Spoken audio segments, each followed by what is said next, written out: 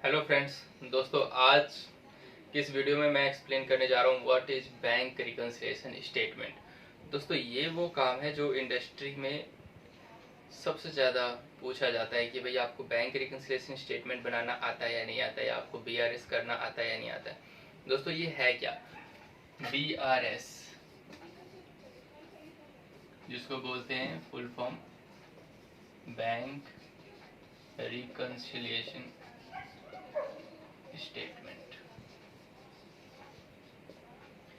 दोस्तों, अगर bank reconciliation statement या फिर बैंक आपका रिकंसाइल नहीं है, अगर आपने बैंक को रिकंसाइल नहीं किया, तो आप ये इंश्योर नहीं कर सकते कि आपकी अकाउंटिंग बिल्कुल सही हो रही है। क्योंकि कई सारे ऐसे केसेज होते हैं या ऐसे सिचुएशंस होती हैं, जैसे जो बैंक में तो चीज़ें रिफ्लेक्ट हो गई बट आपके बुक्स में नहीं आ रही हैं। जैसे कि मान लीजिए आपने चेक इशू करके किसी को दे दिया, अब वो चेक कब प्रेजेंट हो रहा है बैंक में, 5 दिन बाद हो रहा है या 10 दिन बाद वो आपके जाके आप अपने बैंक में वो लगा रहा है, तब तक तो आपने अपने बुक्स को माइनस कर दिया, लेकिन बैंक में आपका बैलेंस तो अभी भी ज़्यादा दिख रहा है।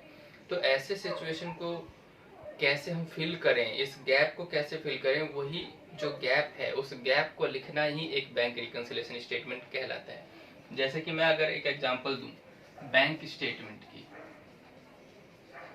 अगर हम बैंक स्टेटमेंट लेते हैं तो कई सारे ऐसे खर्चे दिखते हैं बैंक स्टेटमेंट में डेबिट हुए जो हमें पता ही नहीं होता है।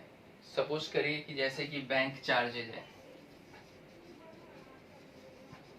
हमें पता ही नहीं है, हमें पता ही नहीं है कि ये हमारे अकाउंट से तो डेबिट हो चुका है, और हम यहाँ अपनी बुक्स में बैंक को बढ़ा के दिखा रहे हैं। इट मीन्स कि हम गलत तरीके से रिपोर्ट कर रहे हैं या फिर गलत देख रहे हैं अपने बैंक को। अगर आप अपने बैंक में देख रहे हैं कि भाई 50 लाख बैलेंस है, और सपोज करिए बैंक चार्जेस ही आपके कट गए हैं 10 लाख रुपए। दूसरा, अगर कोई इंटरेस्ट कि या एक्सपेंसेस है, कुछ ऐसे एक्सपेंसेस जो आपको पता ही नहीं है और बैंक में डेबिट हो गए हैं, मान लीजिए वो 20 लाख के हैं, तो और आप दिखा रहे हैं अपने बुक्स में कि 50 लाख बैलेंस है, और एक्चुअल में जो स्टेटमेंट में पता लग रहा है कि नहीं यार, ये तो 20 लाख ही बैलेंस है। तो बैंक रिकंसिलिएशन स्टेटमेंट, अगर मान लीजिए आपको, आपके पास तो आपको पता है कि भाई 50 लाख बैलेंस है एक्चुअल में 20 लाख, और आपने 30 लाख के चेक किसी को दे दिए, तो वो जैसे ही आपके बैंक में जमा करेगा वो तो बाउंस हो जाएगा, डिसऑनर हो जाएगा वो चेक। तो ऐसे में तो पेनल्टी और आपका रिकॉर्ड भी खराब हो जाएगा। तो इसीलिए बैंक रिकंसिलिएशन स्टेटमेंट बनाना बहुत जरूरी है।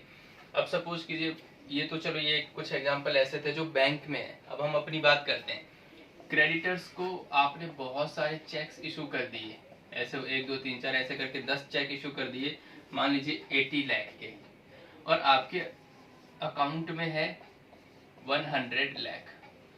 अब आपको तो स्टेटमेंट में आप देख रहे हैं यार 100 लाख है, आप स्टेटमेंट के हिसाब से अगर चलते हैं तो आपको दिखेगा यार, किसी को भी अगर आप बैंक स्टेटमेंट देंगे तो उसको पता रहेगा कि यार 1 करोड़ बैलेंस है। बट अगर आपने ये 80 लाख कंसीडर नहीं किया, इसमें से अगर आपने 80 लाख माइनस नहीं किया और नेट आपने 20 लाख नहीं बताया, तो फिर तो गलत हो जाएगा, क्योंकि आप ऑलरेडी 80 लाख के चेक इशू कर चुके हैं। और आप अगर इस चीज को नहीं दिखाते हैं अपने बैंक रिकंसिलिएशन स्टेटमेंट में, तो आप तो फिर से 1 करोड़ समझ के 1 करोड़ के फिर से चेक इशू कर देंगे, जबकि बैलेंस तो नेट 20 है, तो आप तो सिर्फ 20 का ही चेक इशू कर सकते हैं।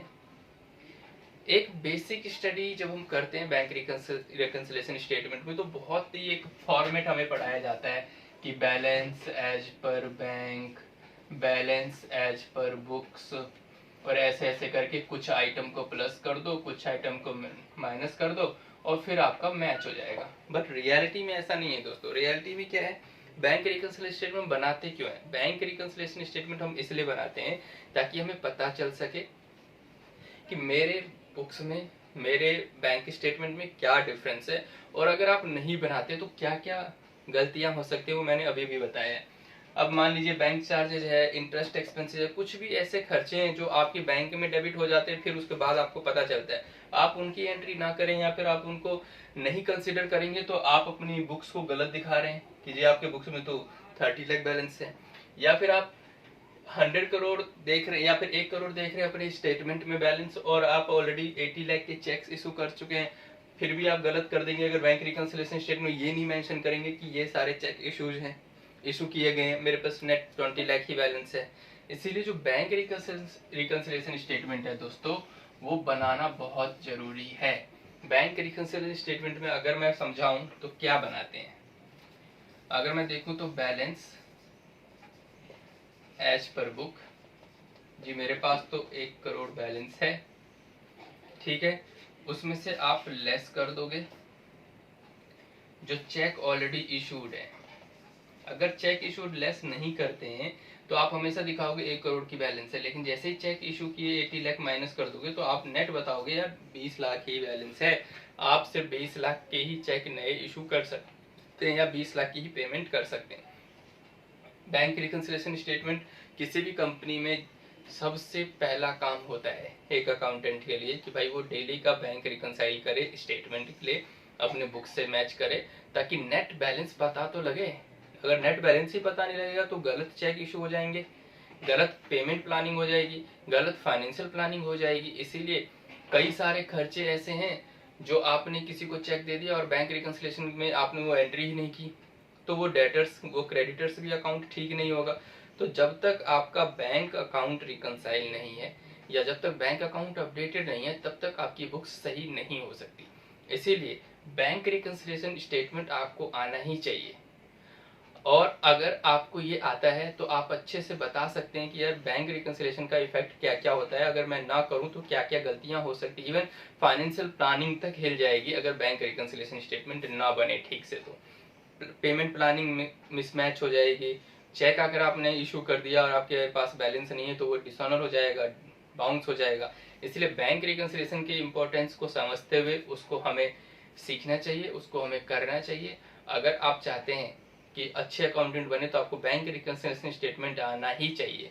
दोस्तों मिलते हैं नेक्स्ट वीडियो में एक ऐसे ही इंपॉर्टेंट टॉपिक के साथ जो इंडस्ट्री में बहुत ही जरूरी है। वो काम आपको आना ही चाहिए, वो काम आपको सीख लेना चाहिए ताकि आप अपनी जॉब रिस्पॉन्सिबिलिटी को अच्छे से निभा सकें और एक अच्छे अकाउंटेंट बन सकें। मिलते हैं नेक्स्ट वीडियो में एक नए टॉपिक के साथ। अगर आपको ये टॉपिक पसंद आया हो तो प्लीज़ लाइक करें, शेयर करें और चैनल को सब्सक्राइब जरूर कर लें। थैंक यू दोस्तों।